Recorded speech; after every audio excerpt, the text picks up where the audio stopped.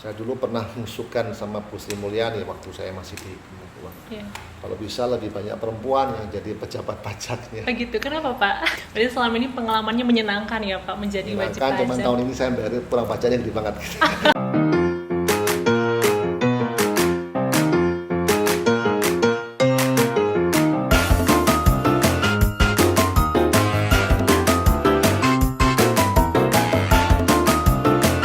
Assalamualaikum warahmatullahi wabarakatuh. Halo teman-teman sekalian, perkenalkan saya Jessica. Pada sore hari ini senang sekali rasanya saya bertemu salah satu tokoh yang sudah melalang buana baik itu di dunia akademisi maupun juga pemerintahan atau birokrasi. Perjalanan karir beliau cukup panjang, antara lain beliau juga masih aktif menjadi staf pengajar di Universitas Gadjah Mada. Selain itu pernah menjabat sebagai Direktur Pusat Antar Universitas UGM, pernah juga menjabat sebagai Kepala Badan Kebijakan Fiskal Kementerian Keuangan dan Direktur Jenderal Penyelenggaraan Haji dan Umroh. Selamat sore Bapak Anggito Abimanyu, terima kasih Pak, merupakan sebuah kehormatan bagi saya untuk bisa bertemu dengan Bapak sore hari ini. Bagaimana kabarnya Pak? Alhamdulillah baik, Uni Jessica, Iya. terima kasih atas undangannya. Sama-sama Pak. Mungkin di awal Pak, sebelum kita mulai lebih lanjut, saya ingin mendengar cerita Bapak terlebih dahulu. Nah, mungkin bisa diceritakan Pak latar belakang pendidikan dari awal sampai pendidikan Bapak. Silakan Pak. Singkat saja ya, Boleh. saya memperoleh pendidikan S1 dari Fakultas Ekonomika dan Bisnis UGM di Yogyakarta.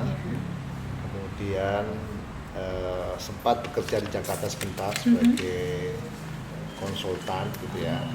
Kemudian tapi kembali ke UGM lagi dan melanjutkan studi S2 dan S3 di University of Pennsylvania, Philadelphia. Kemudian tahun 99 itu sebagai anggota Dewan Ekonomi Nasional waktu itu pemerintah reformasi di bawah Pak Presiden Abdurrahman Wahid. Kemudian tahun 2000 saya direkrut di Kementerian Keuangan sebagai staf ahli. Kemudian setelah itu 3 tahun menjadi kepala, namanya waktu itu dari BAF ya, Badan Analisis Fiskal, menjadi Badan Kebijakan Fiskal. Tahun 2010 saya pulang kembali ke UGM, menjadi Direktur Penelitian di Fakultas Ekonomi dan Bisnis. Kemudian 2 tahun kemudian menjadi Direktur Jenderal Penyelenggaraan Ibadah Haji dan Umroh di Kementerian Agama. Kemudian 3 tahun setelah itu kembali pulang lagi ke UGM lagi. Kemudian menjadi Kepala Badan Pengelola Keuangan Haji ya, BPKH sampai dengan 2022 Oktober yang lalu ya. Kemudian saya diminta kembali ke UGM lagi menjadi ketua departemen ya, ketua departemen ekonomi dan bisnis Sekolah Vokasi UGM. Sekarang saya ada di lingkungan ini. Berarti saya kesibukannya di apa Pak kalau boleh? Ya, saya sekarang 50% atau 60% lah di Jogja. Saya masih ada tugas di Bappenas ya, membantu Kementerian Bappenas. Jadi saya masih mengisikan waktu di Jakarta.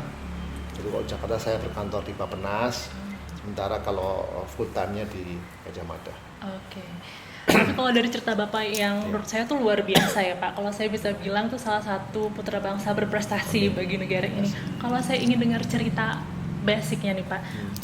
Kalau kita balik ke pendidikan orang tua Bapak zaman dahulu sampai Bapak bisa menjadi sangat berprestasi kalau menurut saya Pak, itu ajaran atau nilai-nilai apa sih Pak yang masih terkenang ajaran dari keluarga Bapak, orang tua yang sampai sekarang masih tetap dipegang teguh oleh Bapak, kalau boleh sharing? Ya, Bapak Ibu saya kan dosen ya, guru, dosen di UGM juga. Jadi kalau saya ingat pelajarannya tentu yang pertama disiplin, ya, disiplin, komitmen pada pendidikan, dan kemudian membebaskan anak-anaknya untuk berkarya, gitu ya. Jadi sangat open minded ya sebenarnya ya keluarga. Cukup open ya untuk zaman dulu ya, Zaman dulu open minded dan kita diberikan kesempatan untuk berkarya ataupun punya keterampilan lain ya. Kebetulan kan keluarga kami keluarga seni gitu ya. Dan bapak saya juga suka olahraga, jadi kami juga punya prestasi. Di antara keluarga kami juga punya prestasi di bidang seperti itu. Baik, luar biasa. Lalu Pak, saya ingin bertanya. Tadi kan sebenarnya basic Bapak kalau bisa dibilang itu di dunia akademisi ya Pak ya.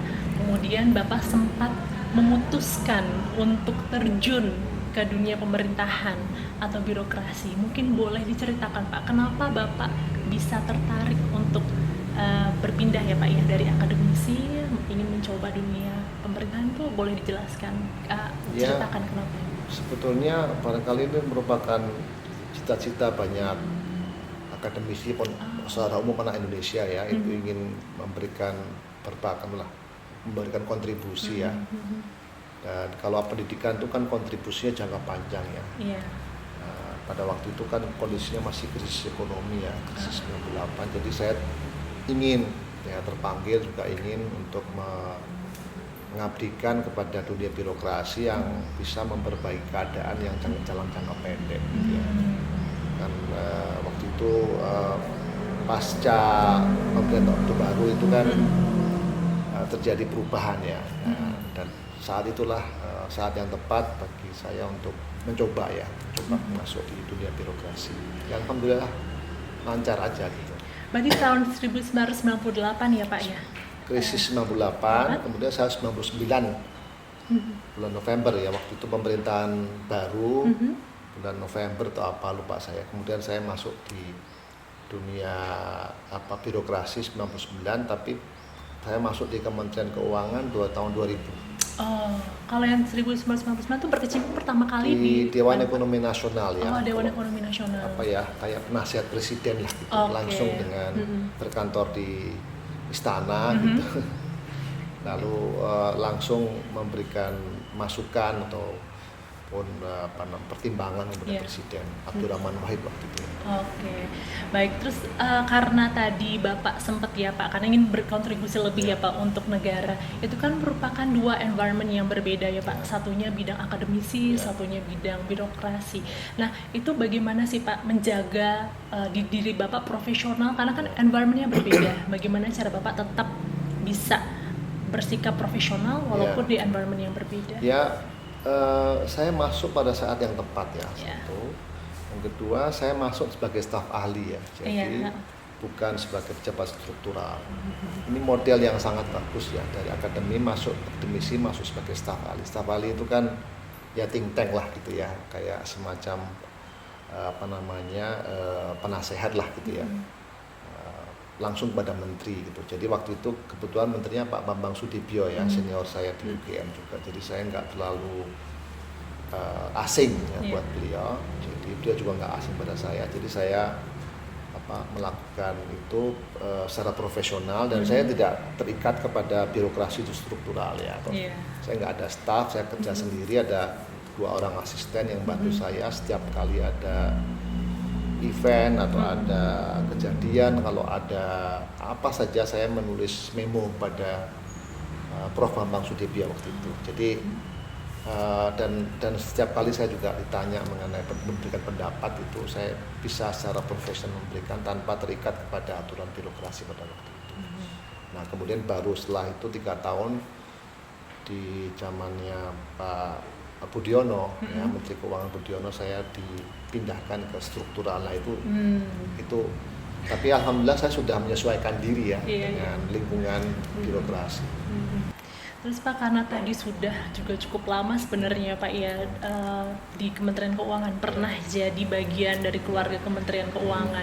Ingin nanya sebenarnya Pak, pandangan Bapak terhadap kondisi Kementerian Keuangan saat ini, terlebih Direktorat Jenderal Pajak Pak. Ya, saya cukup lama berinteraksi dengan perpajakan ya, sejak tahun 2000 ya, ketika waktu itu Pak Bambang Sudibyo Menteri, saya sering diajak ke pajak.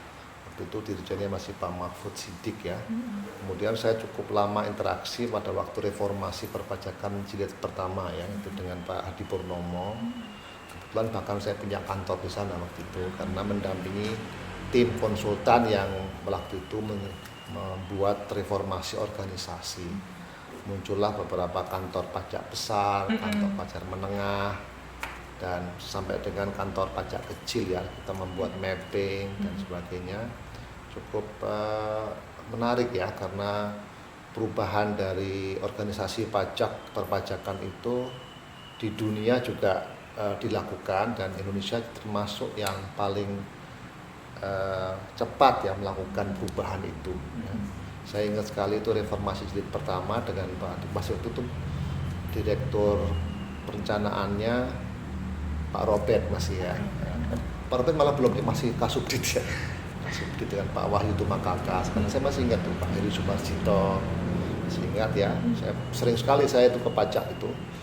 Waktu itu Pak Hadi Purnomo sudah punya ide mengenai single identity number ya.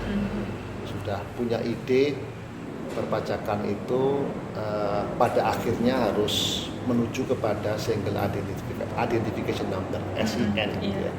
Kalau mau mendapatkan informasi mengenai harta dan kekayaan seseorang. Ya, tapi waktu itu kan namanya integrasi data kan belum ada dasar hukumnya, belum ada kesadaran dari pihak-pihak lain, jadi ya memang baru berjalan sendiri, sangat parsial saja. Prototipenya sudah ada tapi ya. Nah itu reformasi, saya anggap sebagai reformasi jilid pertama ya. Tahun berapa itu Pak? Itu tahun 2000 lah. 2000 ya. Ya, kemudian kan undang-undang perpajakan muncul. Itu penyederhanaan dan reformasi di bidang kebijakan ya, tarif berubah dari yang multiple tarif menjadi single tarif untuk yang PPh badan, kemudian PPh-OP yang dari 5 layer menjadi 3 layer, kemudian PPN-PM dihilangkan jadi PPN single tarif gitu ya. Itu saya anggap sebagai reformasi di bidang kebijakan yang menurut saya merupakan jilid kedua, diteruskan dengan reformasi organisasi. Nah, itu mulai ada peningkatan tax ratio-nya ya. Tapi pada saat yang sama kondisi ekonomi makronya kan masih belum pulih ya. Sehingga banyak sekali insentif-insentif pajak yang diberikan yang itu membutuhkan pengecualian pajak. Jadi tergerus juga pendapatannya pada waktu itu. Nah, dan pada waktu itu memang belum sepenuhnya Direktur Jenderal Pajak itu melakukan reformasi ya, jadi masih banyak administrasi yang masih bolong-bolong lah gitu ya, bolong-bolong. Nah yang cukup menarik pada waktu itu tujuannya Pak Darmin Nasution ya, sebenarnya juga cukup agresif melakukan upaya reformasi internal dengan transformasi yang dipimpin oleh Pak Robert, Robert Papahan. Itu sebagai Direktur Transformasi Perpajakan. Itu sudah melakukan mapping ya, mapping mana yang sektor-sektor yang memberikan revenue dan sektor yang mungkin yang disebut sebagai under tax ya. Waktu itu taxnya gede tapi masih di bawah potensinya. Ada yang right tax, ada yang over tax gitu. Jadi di mapping itu di seluruh kanwil di mapping dan seluruh sektor di mapping. Hasilnya cukup luar biasa waktu itu. Memang ada booming ya, booming minyak sama booming CPO dan sebagainya, penerimaannya cukup tinggi pada waktu itu. Nah setelah itu kan saya tidak mengikuti ya secara langsung bagaimana proses itu kemudian berlangsung, dan saya kok mendengar banyak masalah kecurangan pajak baik oleh BP maupun oleh orang petugas pajak. Nah, saya kira nggak tahu apakah itu reformasinya kurang kenceng atau apa gitu ya. Jadi saya harap ini momentum hari-hari ini menjadi momentum untuk perubahan yang lebih signifikan, yang lebih fundamental gitu. Baik dari sisi organisasinya, SDM-nya maupun bisnis prosesnya. Apalagi di tengah kondisi kita bisa bilang seperti ini ya Pak ya, ada beberapa case-case kemarin gitu, mungkin ada pandangan tersendiri Pak untuk kasus yang mungkin sudah saatnya untuk dilakukan, melihat kembali organisasinya ya. Karena saya lihat sih organisasi perpajakan ini sangat luas ya, kendalinya juga cukup besar, tapi nggak bisa dipisah-pisahkan gitu ya. Karena kalau dipisahkan ini kan satu family nih, induknya kan satu entitas sebetulnya. Jadi WP orang pribadi, badan gitu ya, lalu pada barang gitu. Jadi susah untuk memisahkan satu sama lain. Jadi mungkin sudah saatnya dipikirkan mengenai organisasinya supaya command controlnya itu bisa terkendali lah. Sekarang ini kan dirjen kan hanya lihatnya di depan matanya, tapi kan di seluruh Indonesia kan cukup banyak ya. Yang kedua ya dilanjutkan digitalisasi, otomasinya harus dilanjutkan. Sistemnya itu harus bisa merubah dari manual kepada digital. Itu pasti harus itu. Yang ketiga yang sebenarnya sudah merupakan buah dari undang-undang perpajakan yang dalam undang-undang Cipta Kerja itu adalah data exchange ya, data SIN yang dulu pernah digagas zamannya Pak Hadi Purnomo itu harus jadi. Hanya itu saja yang saya kira bisa. Dan yang terakhir tentu ya penegakan disiplin itu sudah tidak bisa dipungkiri lagi. Saya dulu pernah mengusulkan sama Bu Sri Mulyani waktu saya masih di Kementerian. Kalau bisa lebih banyak perempuan yang jadi pejabat pajaknya. Begitu, kenapa Pak? Lebih tegas dan lebih tegaan gitu ya. Begitu dibanding laki-laki ya Pak? Kayaknya begitu. Saya belajar itu dari mana ya? Dari Peru atau dari mana ya, lupa ya. Waktu itu di G20 atau Peru atau Chili mungkin ya, saya lupa itu. Saya di negara Amerika. Kami pernah ke negara Amerika Latin. Waktu itu didatengin sama pejabat, lalu kita ngobrol. What is the key success? Apa sukses Anda? Waktu itu saya lupa persis ya, di Chili atau di Peru itu penerimaan pajaknya tinggi, terus dia bilang nggak tahu joke atau apa, kita pejabat-pejabat pajaknya itu lebih banyak perempuan katanya gitu. Terus akuntan-akuntannya juga banyak perempuan gitu. Nah, jadi ya saya nggak tahu apakah, tapi intinya adalah ini moral dari teman-teman pajak ini harus diangkat kembali ya, supaya jangan merasa kecil hati dengan peristiwa-peristiwa ini, tapi penegakan disiplin sesuatu yang tidak bisa dikompromikan. Tapi kuncinya adalah sistem lah ya, sistem yang mengurangi pertemuan antara WP dan pejabat pajak. Itu kuncinya. Kalau itu masih dimungkinkan pertemuan, ya godaannya selalu ada. Itu kan tadi kalau dari pandangan Bapak karena pernah menjadi bagian dari Kementerian Keuangan ya Pak. Kalau misalnya saya ingin bertanya pandangan Bapak sebagai seorang wajib pajak. Nah, bagaimana sih pandangan Bapak terhadap Direktorat Jenderal Pajak? Apa layanan yang Bapak terima selama ini, bagaimana layanan perpajakan? Ya mungkin bias ya, karena saya jadi pejabat ya. Tetapi pengalaman saya kira sejak dulu sampai sekarang kan saya di WP KPP Sleman ya. Dan di Jogja lah gitu. Saya tidak pernah mengalami masalah sih. Begitu ya Pak? Ya nggak ada. Pelayanannya selalu bagus, prima, cepat gitu ya. Dan bahkan sekarang ya, sekarang dengan e-filing dan sebagainya sangat praktis. Saya tidak pernah nyetor uang, bawa uang gitu kan, nggak pernah gitu ya. Nggak pernah ngasih ke uang pajak itu langsung ya Pak? Langsung ya pakai ya saya pakai Livin ya gitu ya. Jadi saya nggak ada masalah gitu, dan itu membuktikan bahwa sebetulnya penerimaan perpajakan itu dikelola oleh negara, kalau suatu sistem, bukan dikelola oleh pejabat gitu ya. Jadi kemarin saya juga begitu tahu kurang bayar, saya cuma konfirmasi perhitungannya selesai. Udah begitu saya terkumpul uang karena saya kurang bayar, ya saya bayar gitu aja. 1 menit selesai gitu. Sebenarnya itu, dan juga harus diluruskan, pembayaran itu sebenarnya tuh langsung tidak ke pegawai pajaknya ya Pak ya. Kalau bisa juga malah itu yang salah, kalau membayar pajak ke petugas pajaknya itu yang salah. Ya mungkin yang dipikirkan juga itu ya bagaimana supaya pengisian harta kekayaan itu online saja. Kan toh sudah, kalau link dengan LHKPN, dengan link dengan KTP kan sebetulnya nggak perlu lagi ngisi yang lain-lain ya, nggak perlu. Jadi mungkin harapannya itu segera bisa digitalisasinya ya, itu penuh ya Pak ya, 100% ya Pak. Ya kalau perlu nggak usah ke kantor sudah. Ya. Iya bener Pak. Ya, nggak usah ke kantor dan nggak usah ngisi apa-apa. Ngisi cuma sekali aja sebagai SIN itu udah selesai gitu. Udah. Selama ini saya nggak pernah komplain, nggak pernah berbeda angka. Jadi selama ini pengalamannya menyenangkan ya Pak, menjadi wajib pajak. Cuman tahun ini saya bayar kurang pajaknya gede banget. Tapi bayar ke negara kok nggak apa-apa. Iya ya, untuk negara juga ya Pak ya.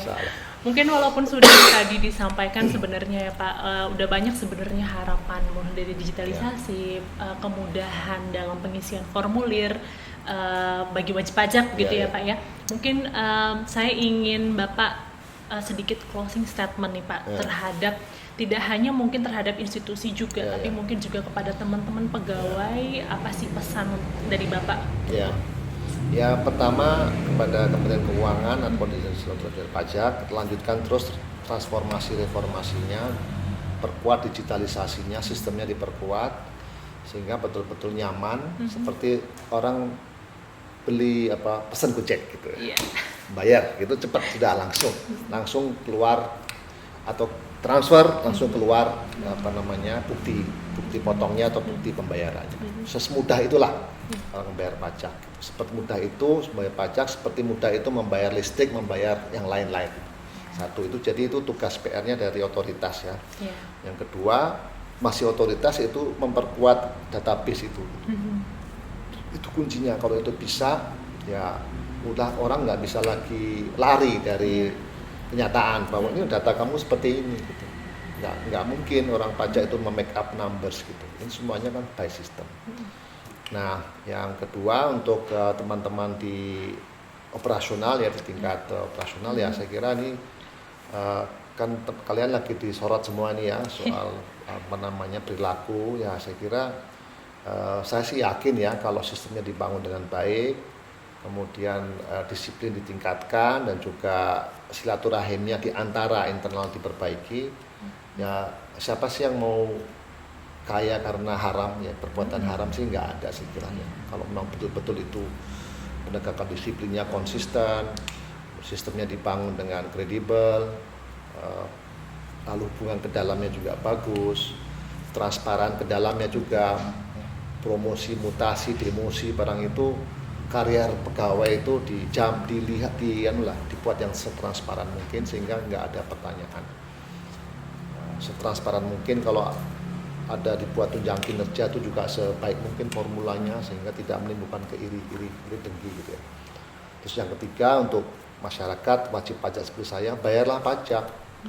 Jangan terpengaruh dengan isu-isu yang ada sekarang, karena bayar pajak itu bukan membayar kepada institusi Direktorat Jenderal Pajak, tapi membayar kepada negara.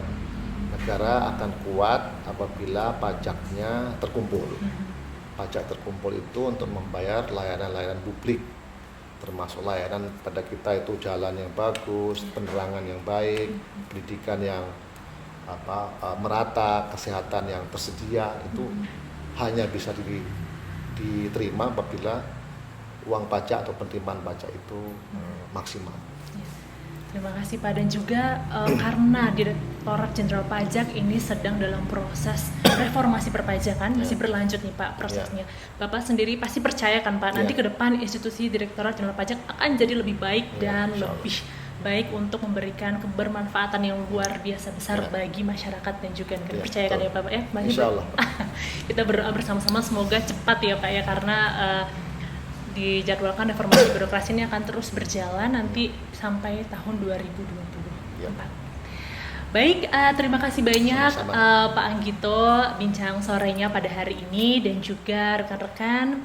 Setelah closing statement dari Pak Anggito tadi, maka telah berakhir pula rangkaian seri video podcast kita pada edisi kali ini. Rekan-rekan dapat melihat video lainnya di channel YouTube Kanwil DJP Daerah Istimewa Yogyakarta dan juga channel KPP di wilayah rekan-rekan masing-masing. Sekian dari saya, mohon maaf apabila ada kesalahan. Saya akhiri, wabillahi taufiq wa hidayah. Wassalamualaikum warahmatullahi wabarakatuh. Terima kasih banyak.